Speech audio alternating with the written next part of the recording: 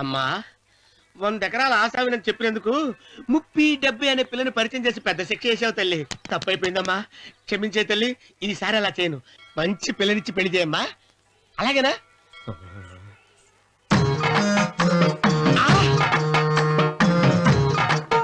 తల్లి అమ్మా, అమ్మా సూపర్ ఫిగర్ తల్లి.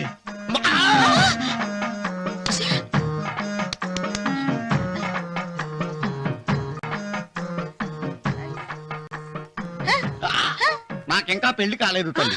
100 ఎకరాల మాగానే ఉంది, 50 ఎకరాల కొబ్బరి తోట ఉంది, కానీ పెళ్ళం లేదు. పెళ్లిళ్ళ సీజన్ అయిపోతుంది. మంచి పిల్లని చూపెట్టి పుణ్యం కట్టుకో తల్లి. నాకు కూడా పెళ్లి కాలేదు తల్లి. నేను నీకు పురాతన భక్తురాలిని కదా. 7 అంతస్తుల మేడనిచ్చావు, 7 వరాలు నగలిచ్చావు, కానీ మొగుడు లేడా? తొలి ప్రేమ మీద నీకు నమ్మకం ఉందా పట్టు చీరా? మలి ప్రేమ మీద నీకు నమ్మకం ఉందా సిలుకులాల్చి? ఉంది 7 అంతస్తుల మేడ. నేను నీకు నచ్చేనా 100 ఎకరాల ఆసామి? నువ్వు తప్ప ఎవ్వరూ నచ్చరు.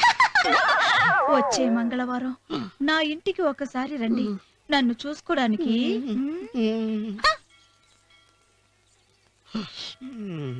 తొలి ప్రేమలు అంత తడిచిపోయావా? తడిసి ముద్దయిపోయాను. ఎంత? 30. ఇదెంత? 70. అంతే కదా. ఇప్పుడు నువ్వు తొలి ప్రేమలో పడ్డావే, నా దగ్గరికి వెళ్ళి ఇది 30 ఇది 70 అని చెప్తే దాన్ని చేసుకో. అలాగే. ఏ తొలి ప్రేమ నాకు చేసుకోరా. 30 70. ఏ తొలి ప్రేమ ఇదెంత చెప్పు. ఇదేంటి ఇది? టింగ్ టింగ్ మో. ఇదెంత? ఇదంతా ఎందుకండి? ఎందుకంటే ఇదెంతో నువ్వు చెప్తేనే మన పెళ్లి. అందుకు చెప్పు. అది అది ముప్పి, అది డెప్పి. ఒరే గుంటనక వస్తున్నాను, ఉంటారా? అచి సాచినోడా, నాకు వచ్చిన సంబంధాన్ని చెడగొడతావా? నన్నే కొడతావా? అమ్మా నన్నే కొడతావా? అమ్మా చూడు, నువ్వు చేసింది తప్పో నేను చేసింది తప్పో మా చిన్నమ్మ గారిని అడుగుతాను. ఈ విషయం మా చిన్న గారిని చెప్తానే. అచిబా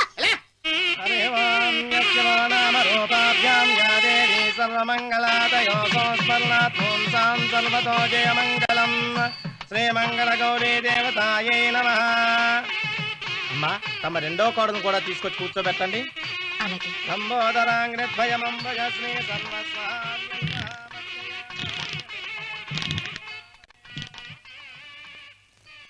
ఏంటమ్మా ఇంకా అలాగే ఉన్నావు? నువ్వు ఈ పూజకి ఏర్పాటు చేయమంటేనేగా మీ మామగారికి ఇష్టం లేకపోయినా ఒప్పించాను. అందరూ వచ్చేసారు. చీర మార్చుకుంటా. నాకున్న చీరల్లో ఇదే మంచిది. నా దగ్గర పట్టు చీరను తీసుకో. మీరు కట్టి విడిచిందా? లేదమ్మా, కొత్త పట్టు చీర ఉంది. వద్దులేండి.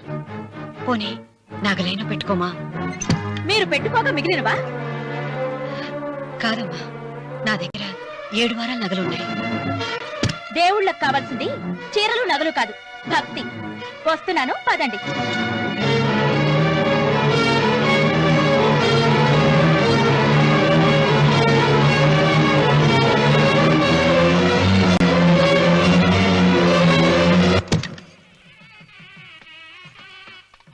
అమ్మా రెండో కోడను త్వరగా తీసుకురండి. ఈ హోరలోనే వ్రతం పూర్తి చేస్తే చాలా మంచిది.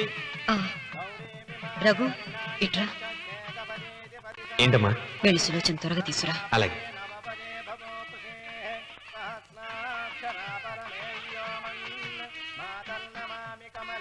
ఏమంది? రానుందమ్మా. ఎందుకని? ఎందుకని ఇంతమంది అడుగుతున్నారా? ఈ వ్రతం పెట్టింది ఎందుకు?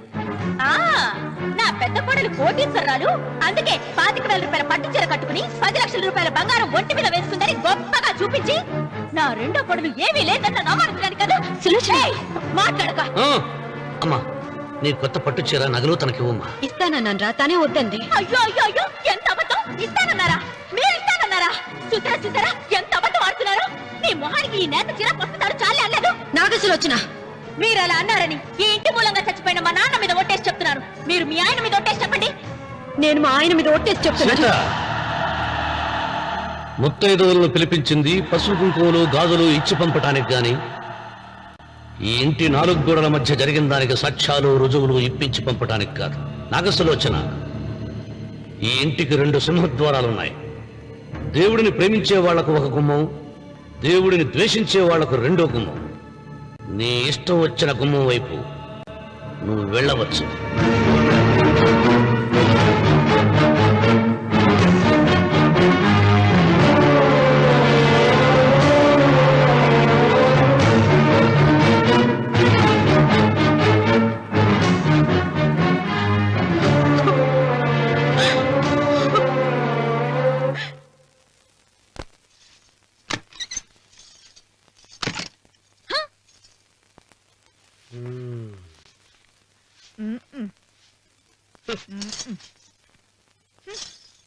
పాలయ్యే నీ పాసి మొహానికి పాలు కూడానా?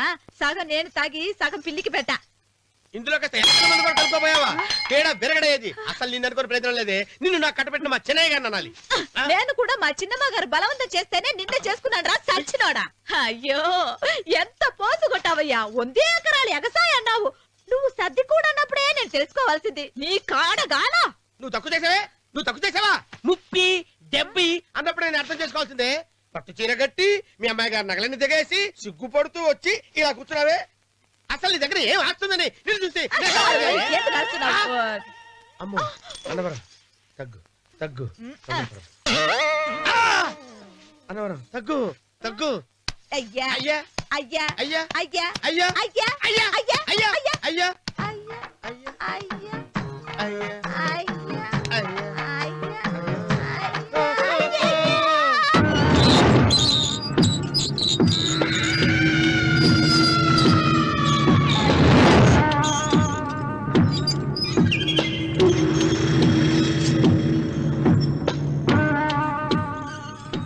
ఏమండి అటు చూడండి. పిచ్చిపోతే లేక నుంచి నువ్వు తిను మావయ్య. ఏ ఇంటికి నా కోసం వచ్చావు. నిన్ను నేను గౌరవించుకోవాలి కదా. అది మా నాన్న కూర్చుని ఉయ్యాల వల్ల. ఆహా, రేపు ఆయన చచ్చిపోతే ఎవరు కూర్చుంటారు? ఆయన బూడిద పోసి పెడతారా? సులోచన రఘు లేడు. ఎందుకు అలా అరుస్తారు?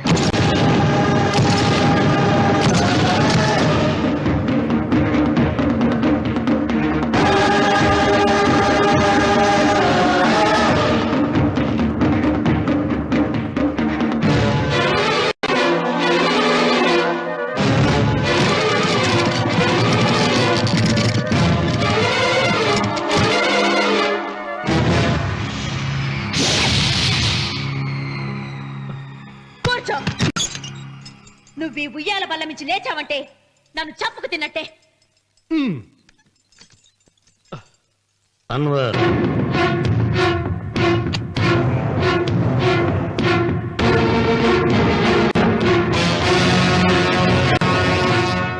నువ్వు కూర్చో మావయ్య.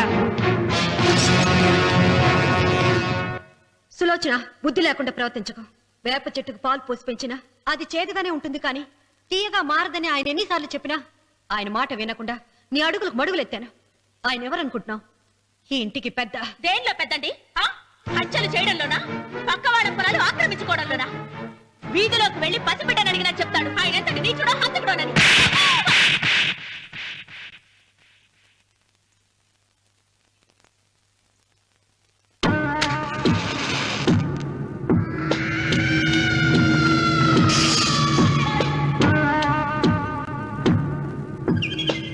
అమ్మా, నువ్వెన్నైనా చెప్పు, నా భార్య మీద చేయి చేసుకోవడం నేను సహించలేను. రఘు, అన్నయ్య నీ భార్య మీద చేయి చేసుకోవడం తప్పే, కానీ దానికోసం వాటాలు పంచమని చెప్పడం న్యాయం కాదురా.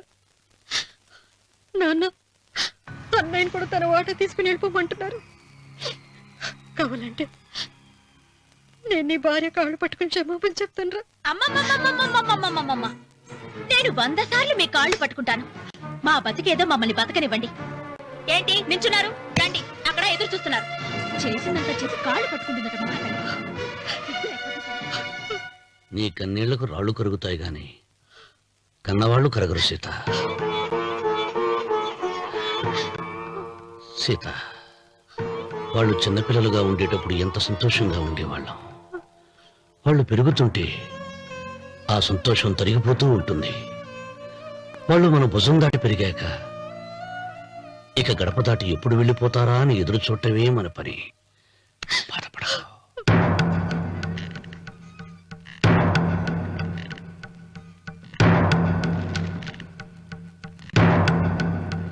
ఇదేంటి లాయర్ గారు, ఆస్తి మాత్రమే 3 వాటాలుగా రాశారేంటి? అమ్మ నగలో నాకు వాటా ఉందిగా. ఆ నగల గురించి కూడా దీంట్లో రాయండి.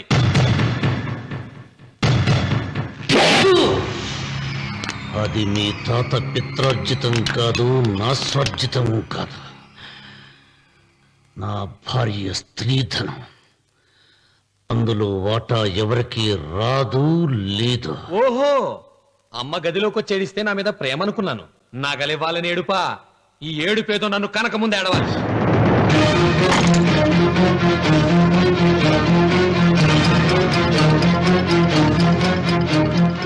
ఏయ్, మీ అమ్మను ఎంత మాట అన్నావురా?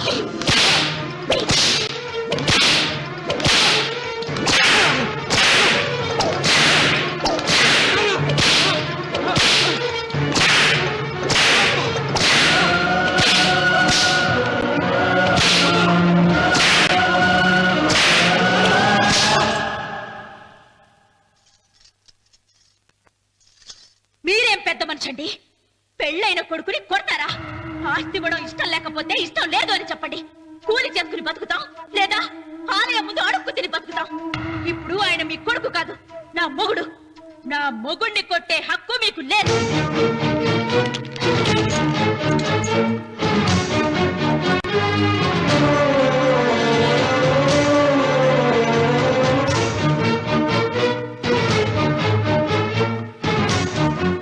రఘు, నీకు కావాల్సింది ఈ నగలేగా, తీసుకొచ్చాను.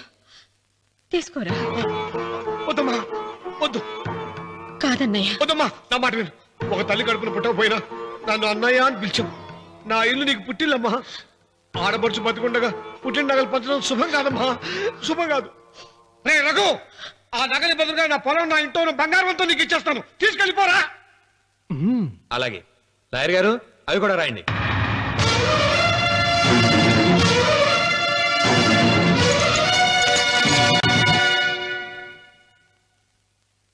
నాన్న, నాకు ఆస్తక్కర్లేదు.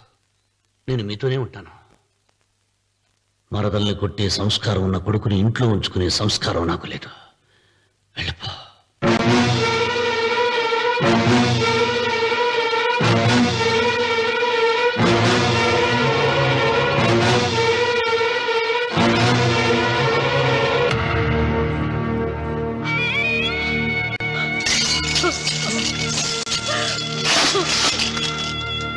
సీతమ్మ, అమ్మా సీతమ్మ, సీతమ్మ. ఒరే రావుడు, నాకేదో భయంగా ఉందిరా. ఆ దేవుడి శాపం తగిలింది. లేకపోతే నీ కుటుంబం ఇలా ముక్కైపోవడం ఏంటి? నా మాట విను, వెళ్ళు. ఆ శివలింగాన్ని తిరిగి తీసుకొచ్చి యథాస్థానంలో ప్రతిష్ఠిస్తారా?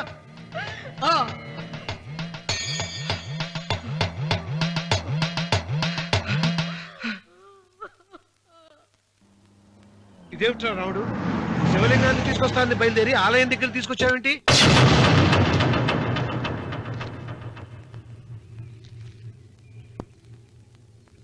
ఎలారా ఈ ఆలయాన్ని పడగొట్టాలి? ఎప్పుడు రా సంబశివరావు పొలం నా సొంతం అవుతుంది? వెంకన్న,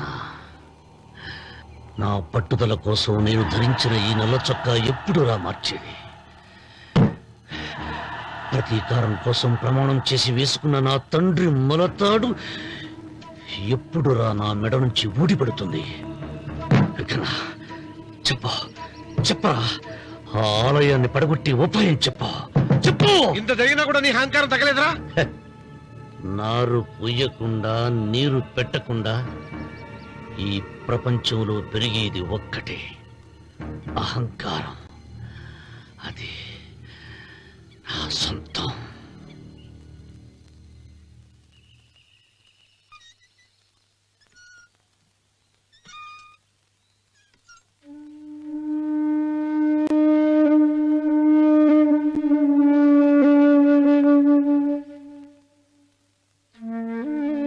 పిల్లలు వెళ్ళిపోయారు, కోడళ్ళు వెళ్ళిపోయారు.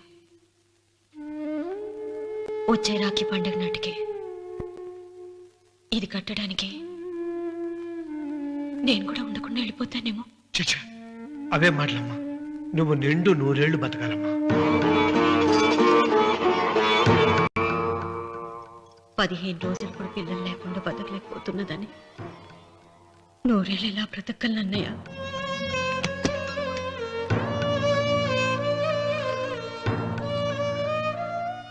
వీటి కోసమేగా మా పిల్లలు ఇద్దరిని ఇంట్లోంచి వెళ్ళగొట్టారు.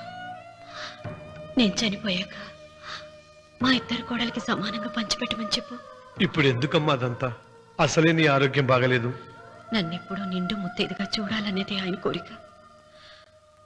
పోయే ముందు ఒక్కసారి నిండుగా అలంకరించుకోవాలని ఉందన్నయ్య.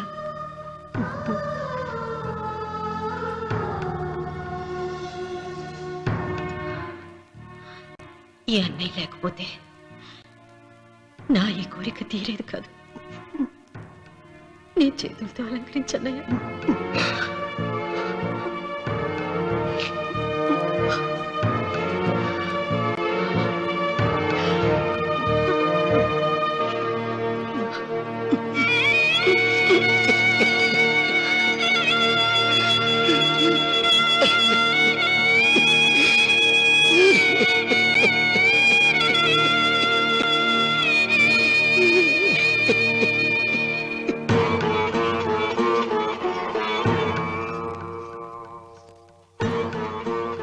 ఏమిటి సీత?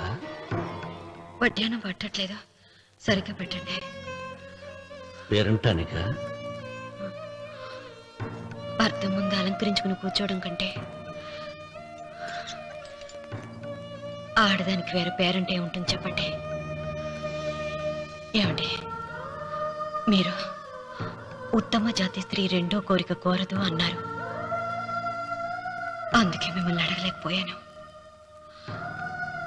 కానీ చనిపోయే ముందు నీ ఆఖరి కోరిక ఏమిటి అని అడుగుతారు. నా ఆఖరి కోరిక ఆ శివలింగాన్ని తీసుకొచ్చి ఇంటి ముందు ప్రతిష్ఠించండి. సీత, పళ్ళు గట్టిగా ఉంటాయని, నాలుక మెత్తగా ఉంటుందని మనం పళ్ళకే ఎక్కువ విలువనిస్తాం. వయసు పైన పడుతుంటే ఒక్కొక్క పన్ను రాలిపోతుంది. వయసు పెరుగుతున్న కొద్దీ ఒక్కొక్క బిడ్డ దూరం అయిపోతాడు. కానీ నాలుక మాత్రం భర్తకు భార్య లాంటిది, భార్యకు భర్త లాంటిది. బ్రతికినంతకాలం తోడుగా ఉంటుంది. బిడ్డలు దూరం అయిపోయారని ఏదోదో మాట్లాడుతున్నా. సీత, నా మీద కోపం వచ్చిందా?